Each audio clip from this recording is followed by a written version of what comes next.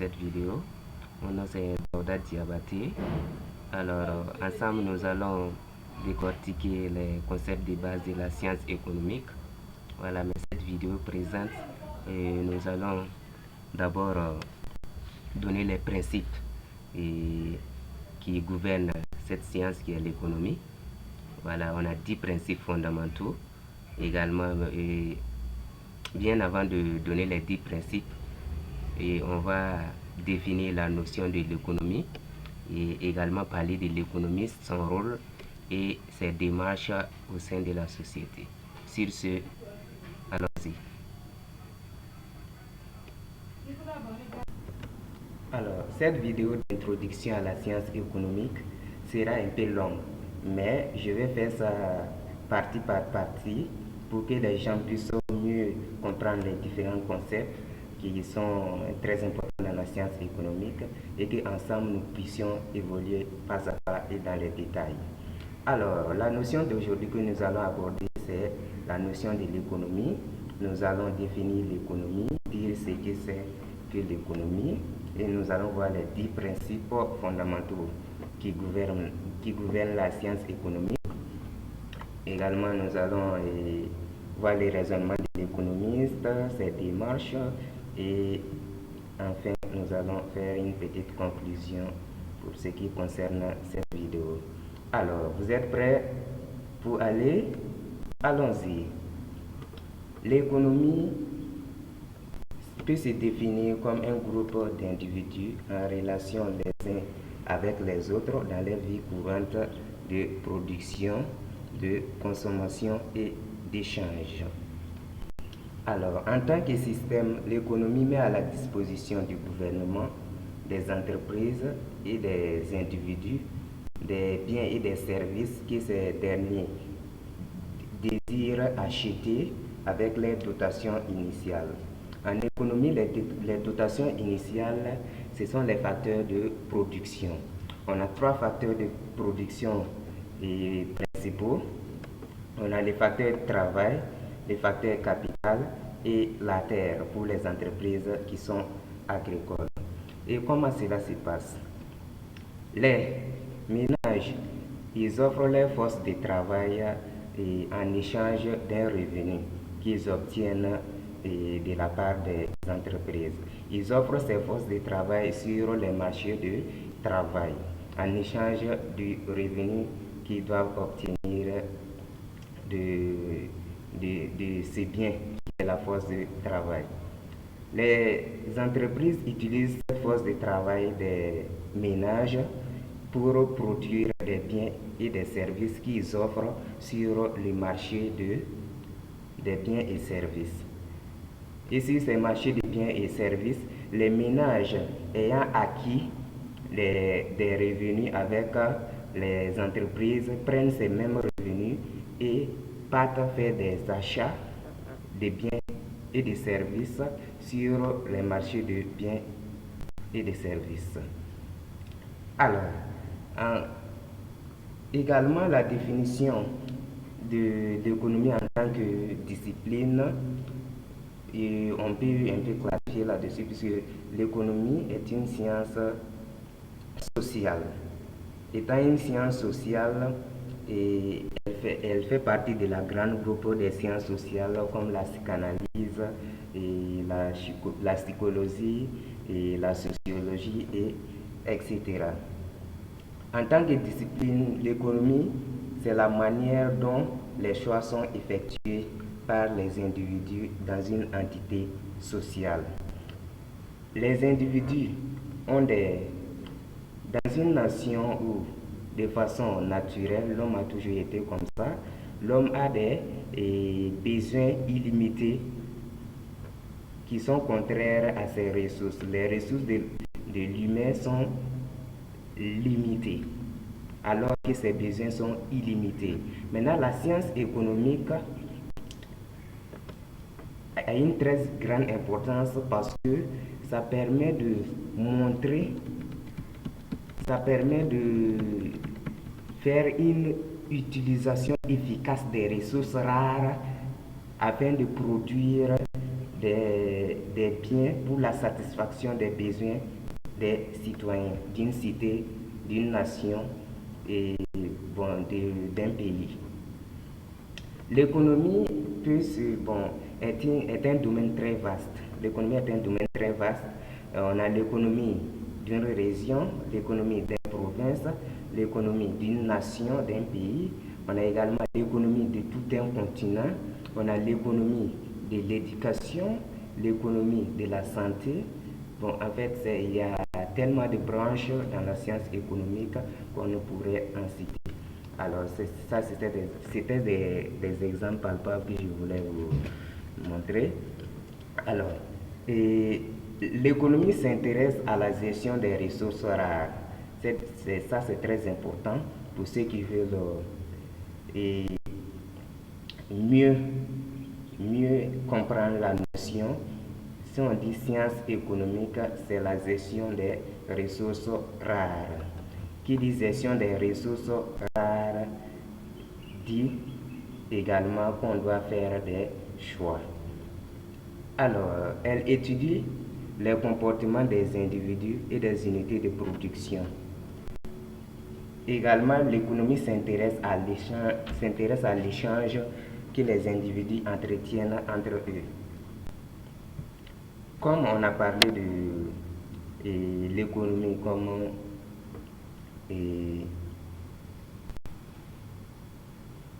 alors, je vais rentrer ici. Ok. En économie, on peut faire une petite subdivision. L'économie est subdivisée en microéconomie et en macroéconomie. La microéconomie, c'est l'étude des comportements individuels.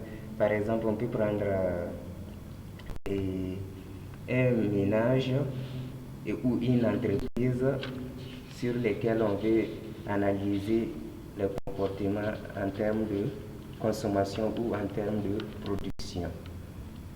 Alors, la macroéconomie, c'est l'étude du fonctionnement de l'économie de façon globale. C'est ce qui fait que ici, j'ai noté que l'économie étudie les forces globales qui font évoluer l'économie dans son ensemble. En fait, cette phrase parle de la macroéconomie principalement. Là, ici, les comportements des individus et des unités de production, ça c'est la microéconomie. Voilà, là c'est la macroéconomie, là c'est la microéconomie. Dans une autre vidéo, je vais venir plus clarifier sur ces deux notions. Je vais plus clarifier sur ces deux notions qui est la macroéconomie et la microéconomie. Ok. On continue avec les principes fondamentaux de l'économie. L'économie étant une science sociale, comme je l'ai déjà dit en haut, et comme la psychanalyse, et la psychologie, la sociologie, etc. Et elle étudie les interactions entre les individus. Elle a 10 principes fondamentaux qui sont subdivisés en 4 grandes catégories. La première catégorie, c'est la prise des décisions individuelles. Cette catégorie est gouvernée par 4 principes qui sont: les individus doivent faire des choix. Ça, c'est le principe de la rareté. Alors, renoncer à une alternative comporte un coût. Le coût de l'alternative choisie est ce à quoi on renonce pour l'obtenir. Ça, c'est le principe du coût d'opportunité. Alors, les gens rationnels prennent leurs décisions en comparant les effets de leurs actions à la marge. En comparant les effets des actions à la marge. Ça, c'est le principe de rationalité. Et le quatrième principe, les agents réagissent aux incitations. Alors, prenons le premier principe qui est le principe de rareté. Nous venons tout de suite de dire que l'économie, c'est la gestion des ressources rares. Qui dit rareté dit que on doit forcément faire un choix. Il y a un adage courant qui dit qu'il n'y a pas de repas gratuit. Ceci est utilisé pour simplement dire qu'on peut obtenir une chose sans renoncer à une autre. Autrement dit, on doit toujours choisir. Comme je l'ai dit, le choix suppose la rareté. La rareté en elle provient du fait que les besoins des individus excèdent les ressources disponibles. Tout le monde, riche ou pauvre, fait face à la rareté. Et devant la rareté, il faut prendre une décision. Et cette décision nous amène à comparer deux alternatives. Selon le principe de la rareté, les individus doivent faire des choix. Et les choix supposent l'existence de deux alternatives et qu'on doit comparer les coûts et les avantages liés. Et le coût de l'alternative qu'on va choisir est ce à quoi on renonce pour l'obtenir. Ça, c'est le principe du coût d'opportunité. Et qu'est-ce que le coût d'opportunité? Le coût d'opportunité, c'est le même terme que le coût de rénonciation. Voilà, c'est ce à quoi on renonce pour obtenir un bien. Par exemple, je vous prends un exemple. Et vous êtes un employé et votre patron vous propose une augmentation de salaire en fin de mois si vous acceptez des heures supplémentaires. Et au même moment, vos amis peuvent vous proposer des sorties pour le cinéma permettant de vous divertir et de changer d'air. Voilà. Maintenant, si vous décidez de choisir les heures supplémentaires de votre patron, vous renoncez au divertissement et au plaisir que vous devez avoir si vous partez et suivre le cinéma avec vos amis. Mais si vous décidez à prendre l'autre alternative qui est d'aller au cinéma avec vos amis, là vous allez perdre l'augmentation du salaire que votre patron devrait vous proposer. L'augmentation du salaire que le patron vous donnerait à la fin du mois. Alors, le principe de coût d'opportunité est très important en économie puisque ça permet de vérifier, en fait, de vous rendre plus rationnel. Et de ces principes découle le principe de rationalité. Voilà, les gens rationnels prennent les décisions en comparant les effets de leurs actions à la marge.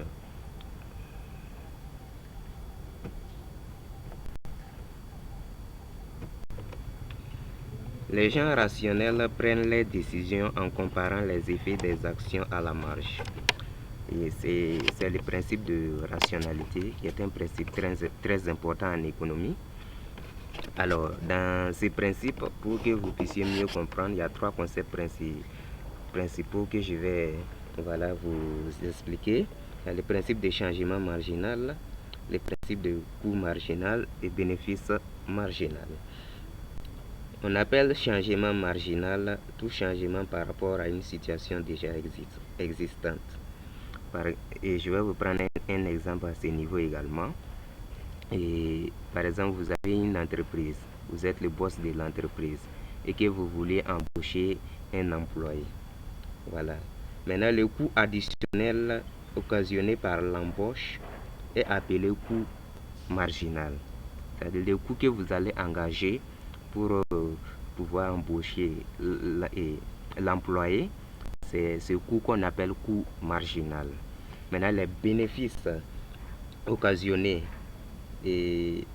par cette embauche, c'est-à-dire ce que l'employé va vous apporter, ce que l'employé va apporter à votre entreprise, ce sont les avantages marginaux qu'on peut dire bénéfices marginal.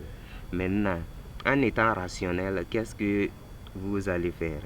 et en étant le boss de l'entreprise, vous allez comparer les bénéfices marginaux et les coûts et les bénéfices marginaux et les coûts marginaux également que l'employé va vous apporter et de cette comparaison maintenant vous allez prendre une décision si oui ou non vous devriez engager l'employé ou pas.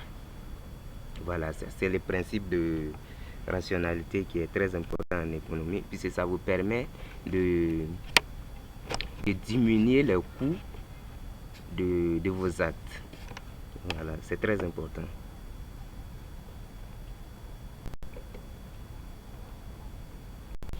Alors, les principes d'incitation, ou du moins les principes de l'incitation, les agents réagissent aux incitations. Qu'est-ce qu'une incitation?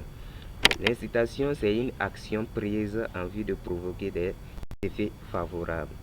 L'incitation atteint son but en modifiant le coût d'opportunité d'une activité. L'exemple que je viens de prendre, par exemple, le boss peut engager l'employé. Maintenant, il peut maximiser les bénéfices liés à l'activité de cet employé. En quoi faisant? Il peut essayer de le manager, l'employé, de le motiver à se donner à fond dans ce qu'il fait, dans son travail, à donner ses réelles potentialités pour que voilà, le coût d'opportunité lié à son activité puisse diminuer et du coup l'entreprise gagne puisque les avantages, les bénéfices marginaux de l'employé vont augmenter. Ça, c'est le principe d'incitation. Alors les choix changent. Quand les choix changent, il y a bon, du moins, je vais dire quand les coûts et les avantages marginaux changent, les choix des individus changent. Voilà.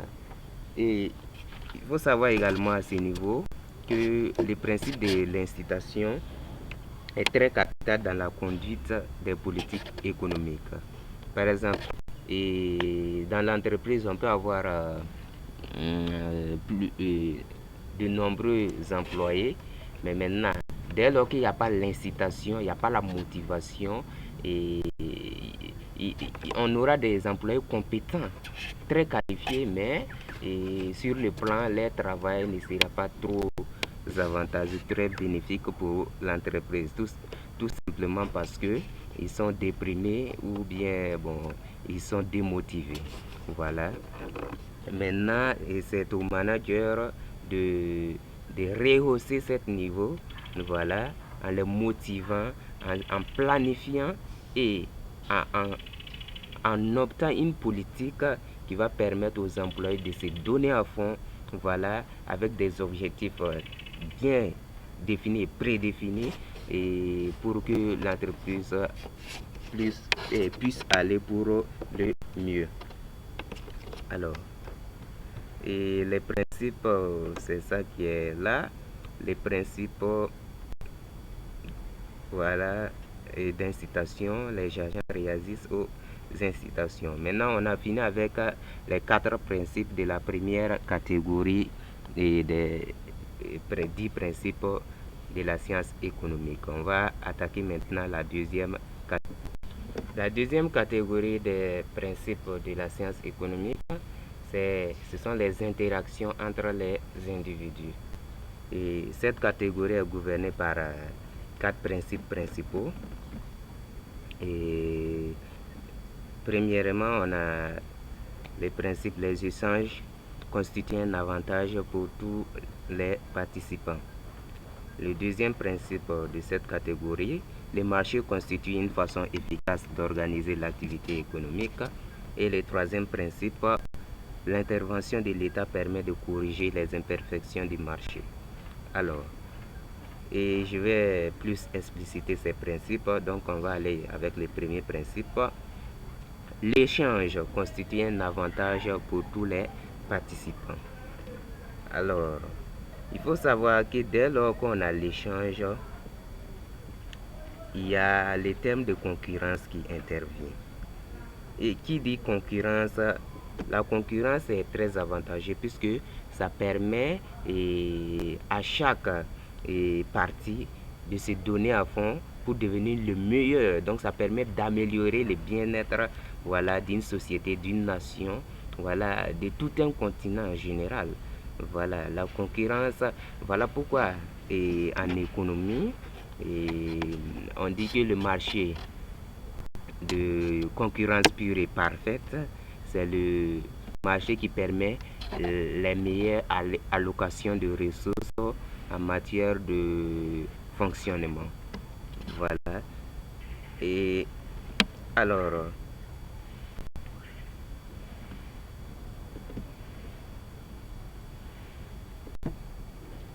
il faut savoir que dans certains cas, il peut y avoir des défaillances des marchés. Et si le marché ne permet pas l'allocation efficace des ressources, par exemple, on dira qu'il y a défaillance des marchés.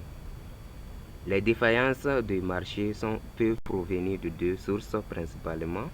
On a la présence d'externalités et l'existence d'un pouvoir de marché.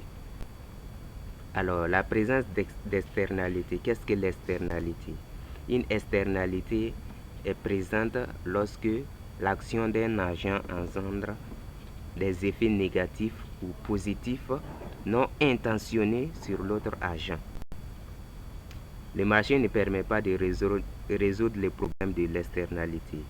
Donc, à ce niveau, il y a certaines théories économiques comme les keynésiens qui disent qu'il faut l'intervention de l'État pour pouvoir corriger les imperfections du marché.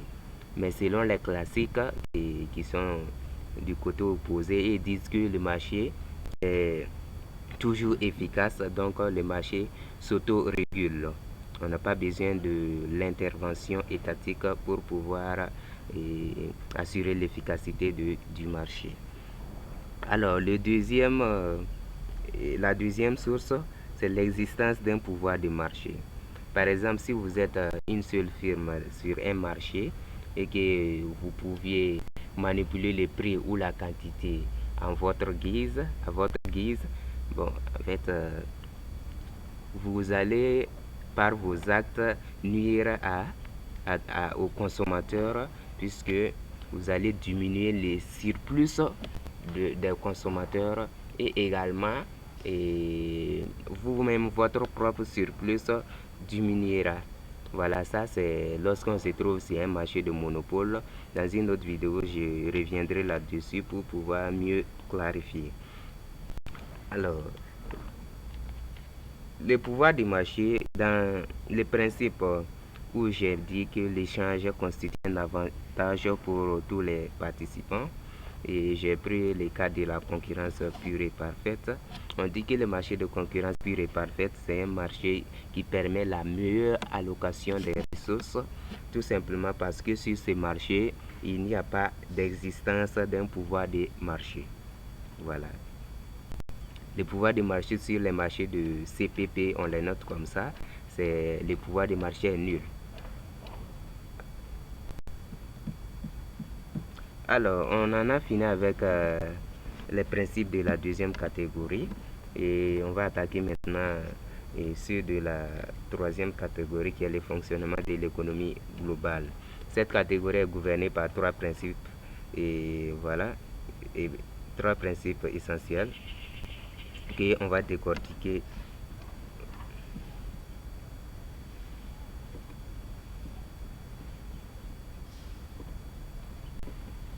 Alors, une autre façon d'illustrer ces principes. Alors, les individus étant rationnels, chacun cherche à maximiser ses intérêts. Et l'intérêt personnel concourt à la réalisation de l'intérêt collectif. C'est ce principe que le père de l'économie, Adam Smith, a appelé principe de la main invisible. Les individus ayant des intérêts divergents et leur interaction sur un marché permet, voilà, permet la réalisation d'un intérêt collectif, un intérêt social qui correspond à l'optimum de Pareto. Et bon, dans cette vidéo, je vais pas trop développer le concept de l'optimum de Pareto. Et voilà, dans une autre vidéo, bon, je vais venir et puis essayer de clarifier ces différents concepts qui sont également très importants en économie.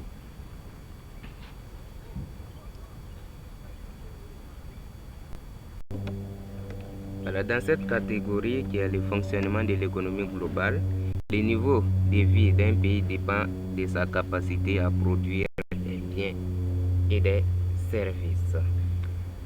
Et pour mesurer la richesse d'une nation, les économistes, et bon, plus précisément les macroéconomistes, puisque la notion que je vais aborder tout de suite, c'est l'un des agrégats de la macroéconomie. Bon, si vous ne connaissez pas la macroéconomie, c'est pas grave. Dans une autre vidéo, je vais venir et voilà vous éclaircir plus sur la notion.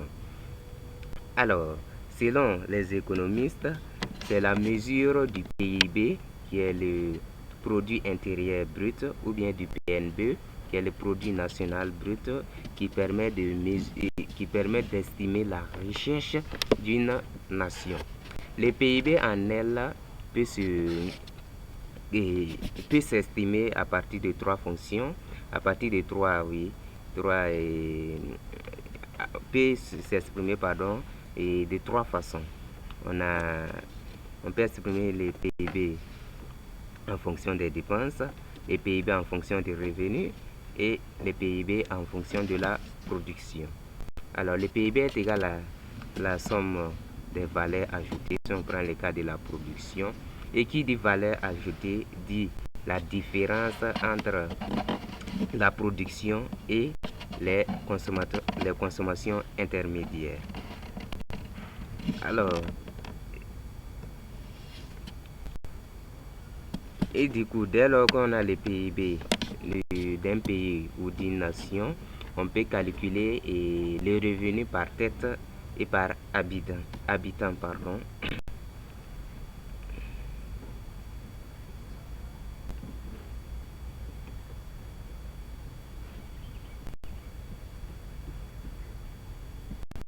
Donc cela suppose que dans une économie, plus le PIB est élevé et plus le niveau de vie des individus de cette économie est aussi élevé.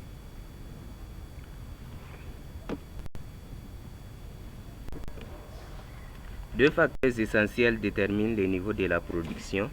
Premièrement, on a le niveau du capital fixe qui est le premier facteur. Les pays à niveau de vie élevé ont des stocks de capital fixe plus importants que les pays à niveau de vie faible. Et le deuxième facteur, c'est le niveau du capital humain. L'éducation et la santé sont des éléments qui rendent le travail humain plus productif. Dans les pays développés, on a à la fois les niveaux de santé et les niveaux d'éducation plus élevés que les pays non développés. Donc, le capital humain est plus élevé dans ces pays que dans les pays non développés. Alors, le capital physique et le capital humain rendent les individus plus productifs et pour une production élevée, il faudrait que l'économie puisse maximiser sur ces deux facteurs.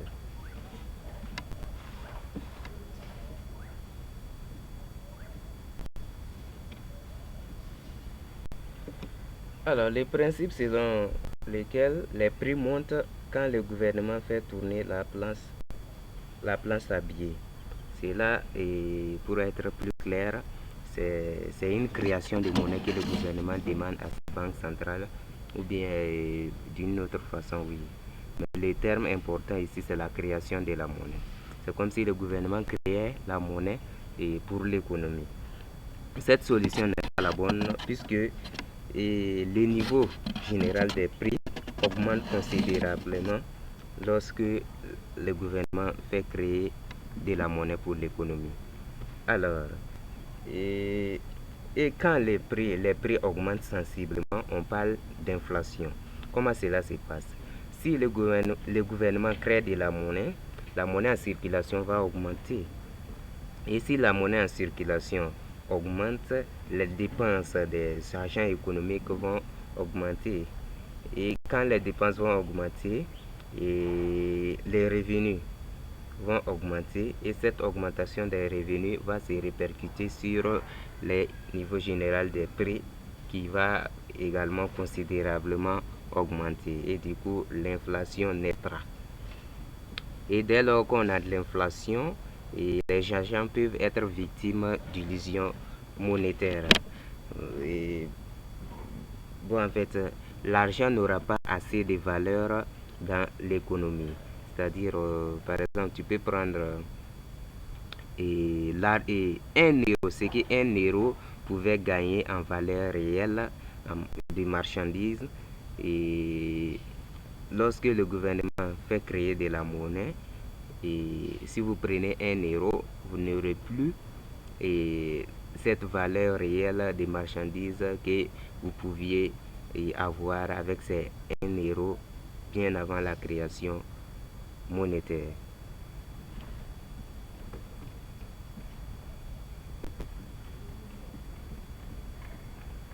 À court terme, il y a un arbitrage à faire entre l'inflation et le chômage.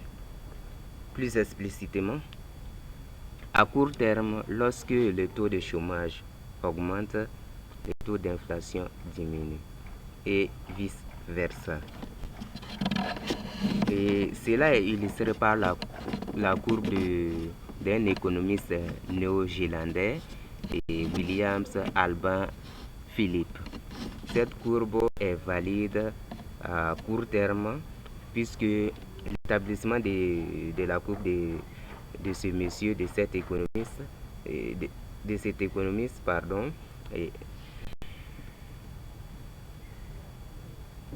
la courbe de Philippe est basée sur la rigidité des prix.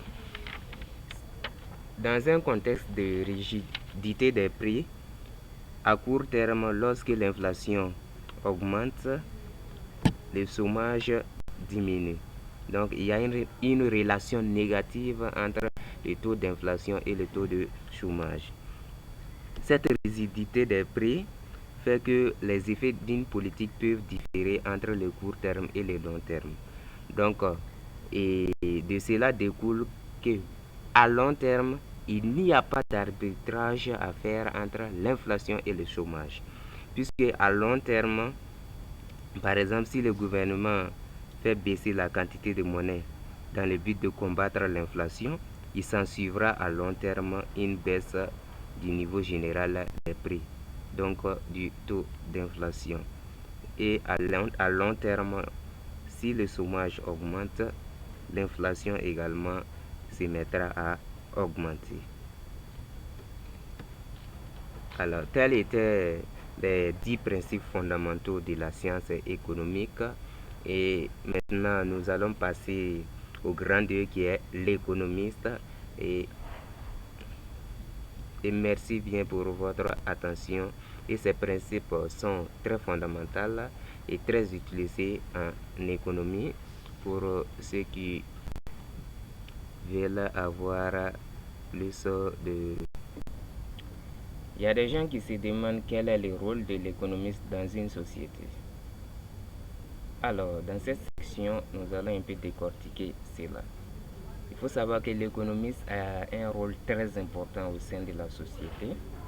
L'économie est une science et en tant que science, elle repose sur un ensemble de constructions logiques comprenant des assertions, des hypothèses, un ensemble de prédictions dérivées de la logique interne des constructions logiques.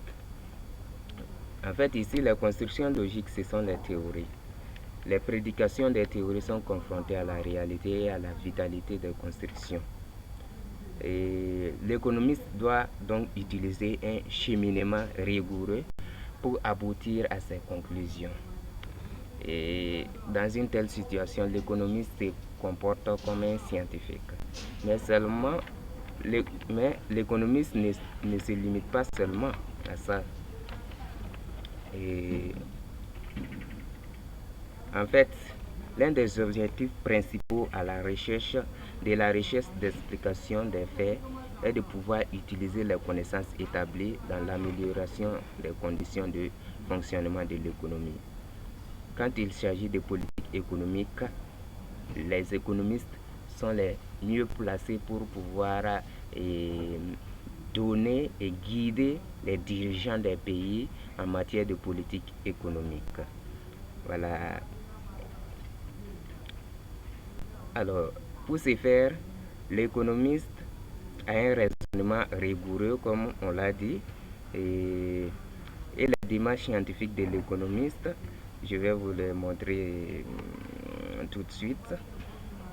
Alors, l'économiste approche les problèmes à l'aide des modèles. Ça, il faudra les retenir puisque c'est très important. Et les modèles sont basés sur des hypothèses. Les hypothèses permettent de réduire la réalité à un niveau qui facilite sa compréhension. Par exemple, si on demande à un économiste de décrire le commerce mondial, il lui est impossible de prendre en compte des centaines de pays et des milliers de biens et de facteurs de production qui sont dans le monde. Mais qu'est-ce que l'économiste va faire? Il va supposer que le monde est en fait résumé à 2 pays produisant 2 types de biens avec 2 facteurs de production uniquement.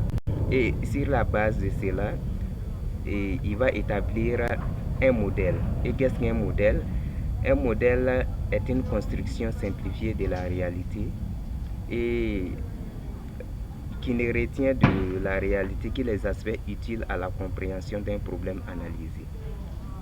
Par exemple, l'exemple que je viens de prendre tout de suite, le modèle élaboré en fait va permettre de simplifier la réalité. Par exemple, si l'étude du commerce mondial, comme je l'ai dit, si l'économiste doit tenir compte de tous les pays et des milliers de biens qui y sont, avec des facteurs de production en nombre, bon, ça serait très compliqué pour lui de mener une étude rigoureuse. Donc, il fait un modèle, une construction simplifiée de cette réalité afin d'analyser un problème donné.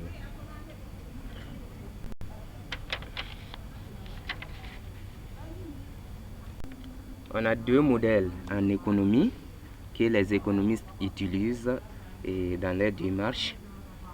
Le premier modèle, c'est le diagramme des flux de c'est le diagramme des flux circulaires.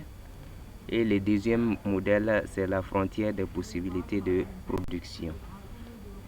Le premier modèle, qui est le diagramme des flux circulaires, est un modèle qui permet de décrire simplement le fonctionnement de l'économie nationale. Alors, dans ce modèle, comme je l'ai présenté ici, on a 2 types de marchés avec 2 types d'agents.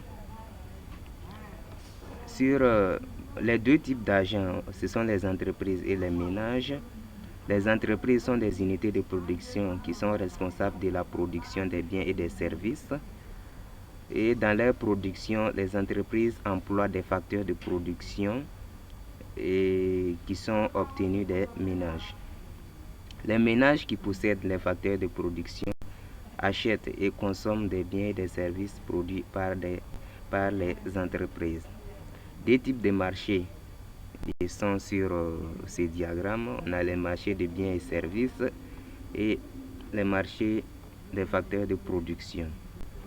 Les ménages et les entreprises se rencontrent sur 2 marchés principalement. Sur les marchés des biens et services, les entreprises vendent des produits et services et les ménages les achètent. Sur les marchés des facteurs de production, les ménages vendent des facteurs et les entreprises les achètent.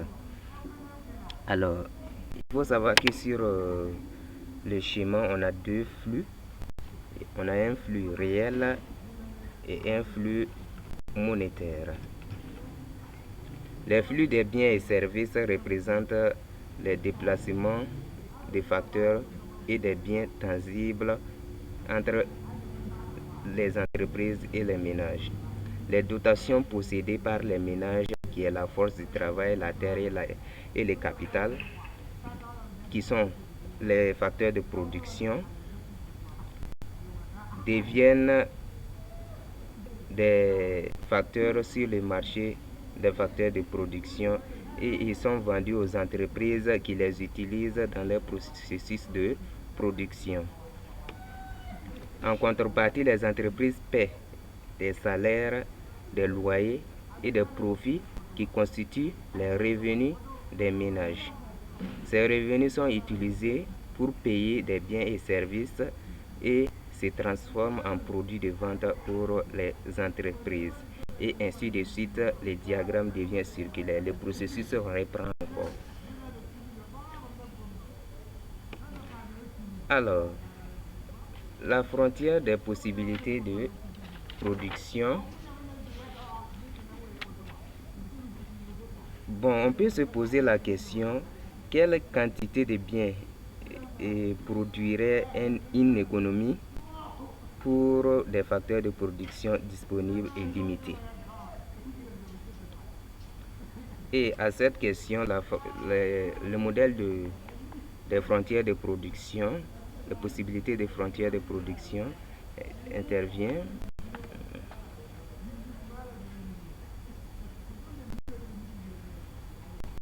Le deuxième modèle qui est la possibilité de production d'une société, et c'est un modèle qui permet de déterminer les quantités de biens que peut produire une économie à partir des quantités de facteurs de production disponibles. Le modèle suppose que les biens de la société peuvent se réduire en deux biens uniquement. Voilà, on peut prendre l'exemple ici comme un bien X et un bien Y.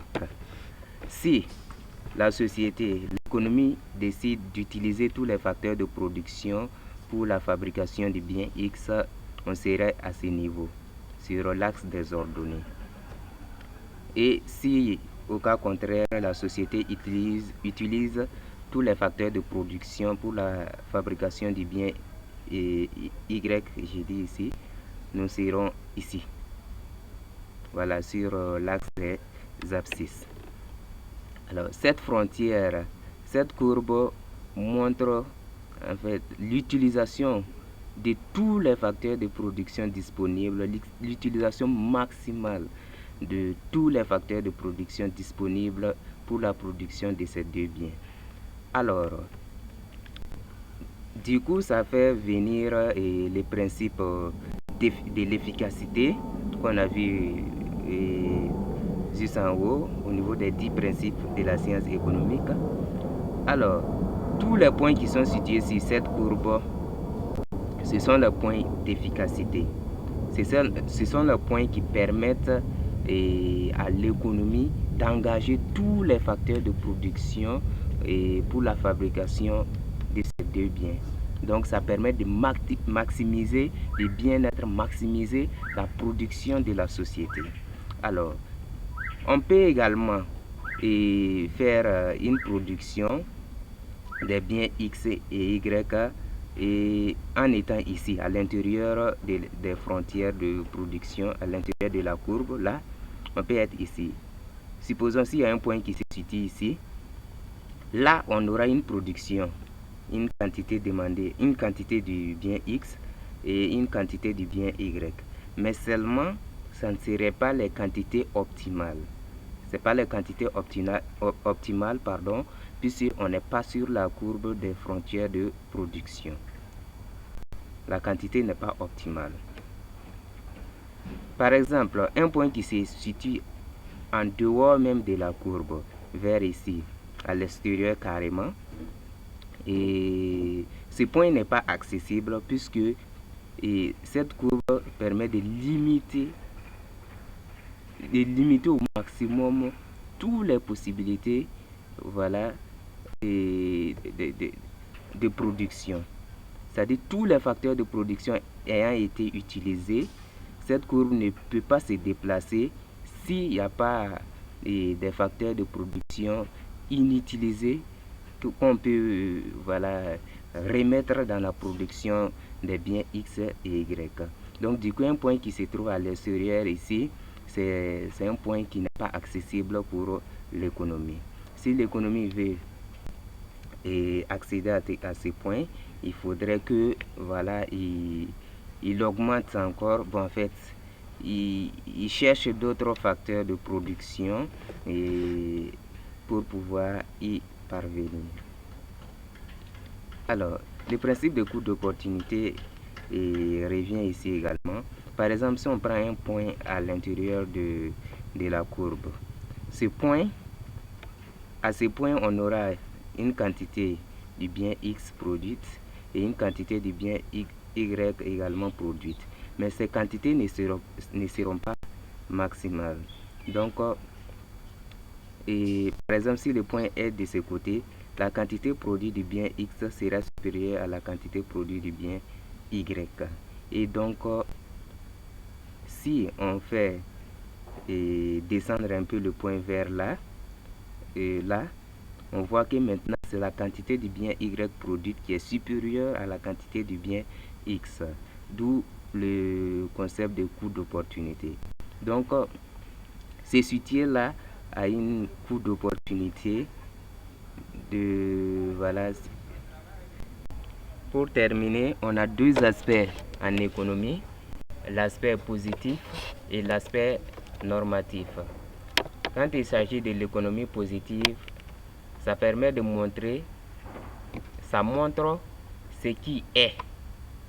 Et l'économie normative montre ce qui doit être. Par exemple, je vous prends un exemple. Et supposons que la production d'une économie baisse au cours de l'année. Voilà, d'après les analyses de l'économiste, les économistes peuvent voilà, constater que la production a baissé. C'est ce qui est. Ça, c'est l'économie positive.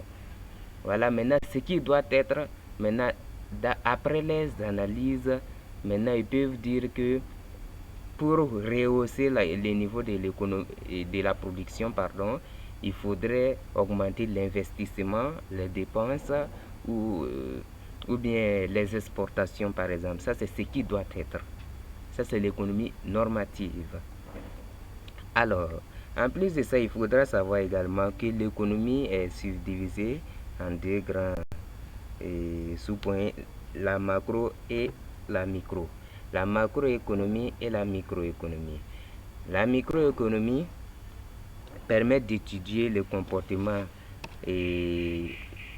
individuel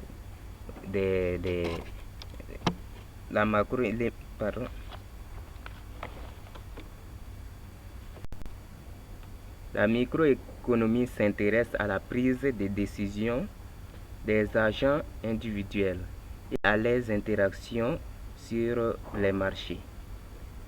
La microéconomie essaie par exemple d'expliquer les prix et les quantités échangées d'un bien ou d'un service.